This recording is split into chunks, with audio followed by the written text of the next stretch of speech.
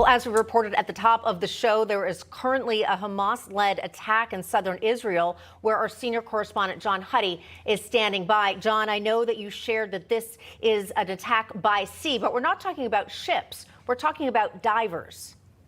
No. We're talking about divers. From what we're hearing, possibly 8 divers total. I'm going to read you what the IDF put out. It said Israeli naval forces targeted a cell of divers belonging to the Hamas terrorist organization attempting to infiltrate Israeli territory by sea in the area of kibbutz Zakim. So Zakim, just to give you an idea, we're in Ashkelon. Zakim is just south. You can see there's a big power plant there. You can see the power plant. It's maybe 2.5 miles south of us. When we were in South Ashkelon, we came under that barrage of rockets. Zakim, there was a gunfight going on, a gun battle between Hamas infiltrators. It sounded like I heard artillery between Hamas infiltrators that had infiltrated that area just above the border, the northern border with Gaza, and that community. So apparently they're trying to do that again. I could tell you this, there's a lot of naval vessels and patrol boats offshore. We've been seeing them over the last few days, and even last night we saw a patrol vessel, going along the marina, going along the jetty with its spotlights, looking around, and that was a little curious, we thought. So then, fast forward to the present, and we're hearing this information being put out by the IDF, and that is absolutely concerning because, number one, it's in the region, and number two, they're trying every way they can to infiltrate Israel, not only crossing through that security fence, as we saw on October 7th, but now also trying to infiltrate by sea. That in mind, also I want to talk about what's happening in the north. As I told you earlier, the IDF also saying, following the initial report, 2 launches were identified from Syria towards Israeli territory, which fell in open areas, presumably rockets. The IDF is responding with artillery fire at the sources of the launch. We know there's been a lot of activity, increasing hostilities in northern Israel with the southern Lebanon border, specifically Hamas or Hezbollah factions there in southern Lebanon, firing at the IDF and Israeli forces up there with anti-tank missiles, mortar fire, sniper fire, the IDF responding in kind. So a lot of activity, both in the south, in the Golan Heights with Syria, and then also in the north with Lebanon and Hezbollah. Guys, back to you. All right, John Huddy, thanks so much. We will check in with you later. Stay safe. We are going to check in now. The Department of Defense Press Secretary Patrick Ryder currently speaking at the Pentagon. Let's listen in.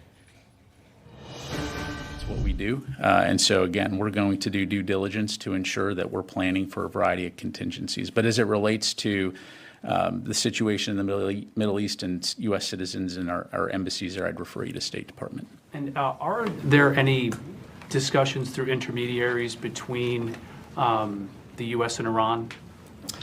So, again, on the diplomatic side, I'd refer you to State. Certainly from a DoD standpoint, our focus is on communicating with our partners in the region.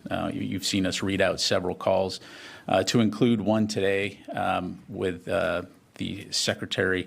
I think it was today. It may have been tomorrow. It all blurs together, or yesterday rather, Secretary Austin and his Iraqi counterpart. So again, that continues to be our focus. Carla. Thanks. Following up the latest question, do you believe that these at least 13 attacks on U.S. forces in Iraq and Syria, do you believe that Iran is responsible for these? Were these all conducted by Iranian-backed proxies?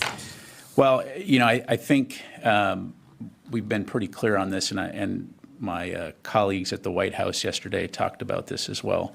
We know that the groups conducting these attacks are supported by the IRGC and the Iranian regime. What we are seeing is the prospect for more significant escalation against U.S. forces and personnel across the region in the very near term, coming from Iranian proxy forces. All right, we're listening in there to Brigadier General Patrick Ryder, the Pentagon spokesperson, being asked specifically about Iran. And we're going to bring in our guests now on this. Senior Fellow for the America First Policy Institute and Newsmax contributor Fred Fleitz, and retired Lieutenant Colonel in the U.S. Army and president of the London Center for Policy Research, Tony Shaffer. Tony, I'll start with you. Yeah, what Brigadier General Ryder was saying there at the end before we came back was that they are seeing the prospect for more significant attacks on American forces. Your reaction to that? So we've already seen the uptick, and I don't know this for a fact, but I suspect that the Pentagon has seen an uptick in communications between Iran and a number of militias and groups which are loyal to Iran. And that's why we see the second carrier battle group, the Eisenhower, now moving into the region. I think it's going to go to the Red Sea. I haven't heard anything on that officially, but I think they're going to have one in the Mediterranean, one in the Red Sea, and be able to respond rapidly to any additional aggressive moves. The other thing to watch here, obviously, is Hezbollah in Lebanon and what they do. I think that that's the other issue that, and Pat may get a question on that regarding what's going to happen if the United States sees more aggressive actions by Hezbollah. And that's something else that has been stated as a policy, that we are very concerned about Hezbollah and are prepared to take military action should they do something to start aggressively moving against the Israelis in Lebanon. Fred, we're starting to see, as we just heard and hear about more attacks on U.S. forces, Iran behind it, the proxy groups. Is it time for the Biden administration to really start dropping the hammer, maybe optically, verbally, on Iran and their involvement in this? It certainly is. There have been at least 80 attacks by Iran-backed militias in Syria and Iraq since this administration came to power. And there's only been about, I think, 4 or 5 responses. This is just emboldening Iran to believe that it can attack American forces and get away with it. Now, we've seen an uptick in attacks recently. Now, these attacks, I might add, have been fairly constant, but there's been an uptick recently. And if the U.S. doesn't counter them, they're simply going to get worse. You're exactly right. It simply can't be a verbal response. It has to be a military response. And you know, Patrick, sorry about that. Thinking of Patrick Ryder. Moving on, Tony, Israel Defensive Forces, believe that they're ready to start a ground offensive. They've been speaking about it now for several days. But the United States is not so sure. Some saying that is specifically because they want more negotiation to happen with the hostages. Others saying that, for example, officials telling the New York Times that Israel does not have, quote unquote, achievable goals. To kind of break that down for us.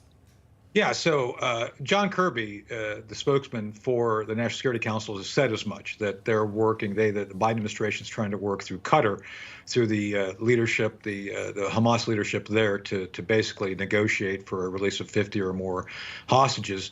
I think they've got about 30 Americans, just for the record.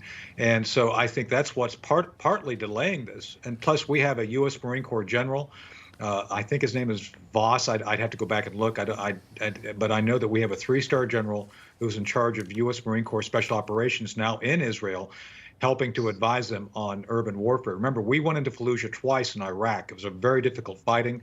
So I think the U.S. is kind of going both ways here. We're trying to help the Israelis for their ground campaign, at the same time trying to hold them back. But that's typical of the Biden White House kind of not having a policy focus that is adequate for the circumstance. All right, gentlemen, great analysis. We appreciate it. Unfortunately, we're out of time. Got to leave it right there. Fred Fleitz, Tony Shaffer, as always, thanks for coming on American Agenda. Thank you.